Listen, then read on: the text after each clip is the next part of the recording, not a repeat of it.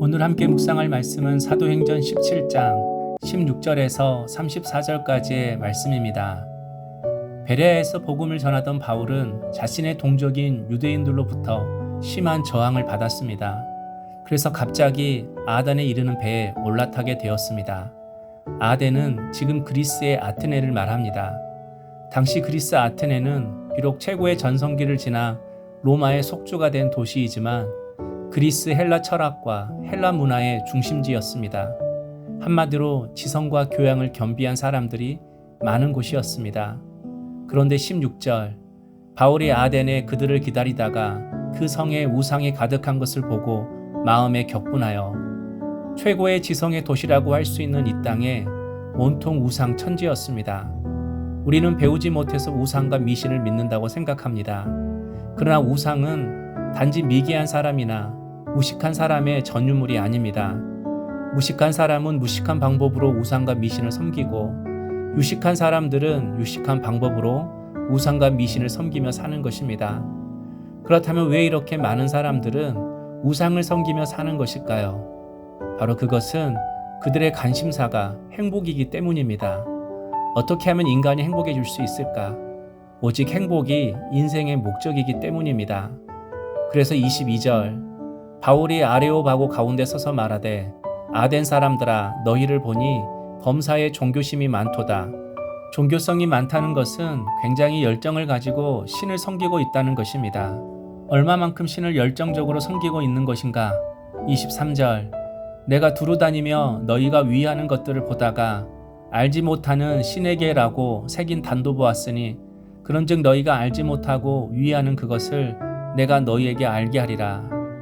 제단에는 항상 그 제단이 섬기는 신의 이름이 적혀 있습니다. 그런데 어떤 제단은 알지 못하는 신 이렇게 적혀 있었다는 것입니다. 자신이 신을 몰라서 제사를 못 드렸는데 혹시 그 신으로부터 화를 당하지는 않을까 하는 두려움에 제단을 하나 만들고 그 제단 이름을 알지 못하는 신이라고 했다는 겁니다. 그러니까 겉으로는 괜찮고 마음을 잘 관리하고 똑똑한 척하는 사람들도 그들의 속마음은 혹시나 무슨 고난이 찾아올까, 무슨 불행이 찾아올까 이런 마음에 항상 두려워했다는 것입니다. 그래서 알지 못하는 신들까지도 제사해서 행복해지고 싶었던 것입니다. 성도 여러분, 가장 마음을 잘 관리하고 인생의 계획을 철저하게 세우는 사람들이 왜 이렇게 행복하지 않는 것입니까? 왜 이렇게 두려워하는 것입니까? 결국 인간이 어떤 존재인지 모르기 때문입니다. 우리는 생각한 대로 일이 잘 되어질 때, 계획한 대로 자아 성취를 이루었을 때, 그때 누리는 만족감, 성취감, 기쁨을 행복이라고 생각합니다. 그러나 그런 것들로 인간은 절대 만족할 수 없습니다. 더 만족하고 싶고, 더 높아지고 싶고, 더 좋아지길 원하는 것이 인간입니다. 마치 인간은 밑 빠진 독과 같습니다. 한마디로 세상 것을 부어도 채워지지 않는다는 것입니다. 왜냐하면 인간은 하나님이 창조하셨기 때문입니다. 온 천하보다도 크고 귀한 존재로 만드셨기 때문입니다. 그래서 하나님이 아니고서는 절대로 인간은 참 만족을 누릴 수 없습니다. 그래서 24절, 우주와 그 가운데 있는 만물을 지으신 하나님께서는 천지의 주제시니 손으로 지은 전에 계시지 아니하시고, 여기서 주제라는 말은 주인이라는 뜻입니다. 하나님은 창조주 하나님이라는 것입니다. 그래서 창조주 하나님은 온 우주 만물을 지으신 위대한 하나님이시기 때문에 건물 안에 갇혀 계시는 분이 아니라고 바울은 말합니다. 하나님은 어느 곳에서나 항상 거하십니다. 편재하십니다. 함께 하십니다. 그리고 25절, 또 무엇이 부족한 것처럼 사람의 손으로 섬김을 받으시는 것이 아니니 이는 만민에게 생명과 호흡과 만물을 친히 주시는 이심이라.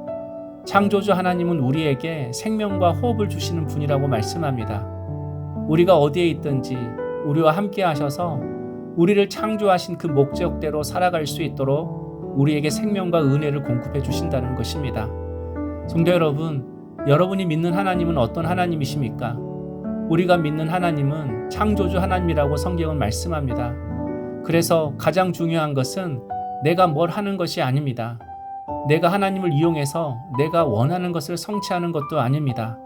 우리가 가장 먼저 할 일은 하나님을 예배하는 것입니다. 하나님께 나를 맞추는 것입니다. 하나님의 뜻 앞에 나의 뜻을 조정하고 내려놓는 것입니다. 그럴 때 내 인생을 향한 하나님의 뜻을 알 수 있고 그 뜻을 향하여 순종하며 살아갈 때에 하나님은 우리에게 생명과 호흡과 능력을 공급해 주시는 것입니다. 이처럼 우리의 인생의 문제는 사람과 환경에 있지 않습니다. 바로 누구를 예배하느냐, 누가 나의 예배의 대상인가, 거기에 달려 있습니다. 바로 하나님이십니다. 우리 인생의 목마름, 인생의 의미, 인생의 방향, 우리 인생의 행복은 오직 하나님께로부터 흘러나온다는 것입니다. 오늘도 내 삶을 빚어가시고 인도하시고 함께 하시는 우리 창조주 하나님을 갈망하며 그분의 뜻 앞에 순종하며 살아가는 물된 동산의 모든 성도 되시기를 소망합니다. 적용 질문입니다. 나는 믿지 않는 사람들 향하여 어떤 마음을 품고 살아가고 있습니까? 기도하겠습니다.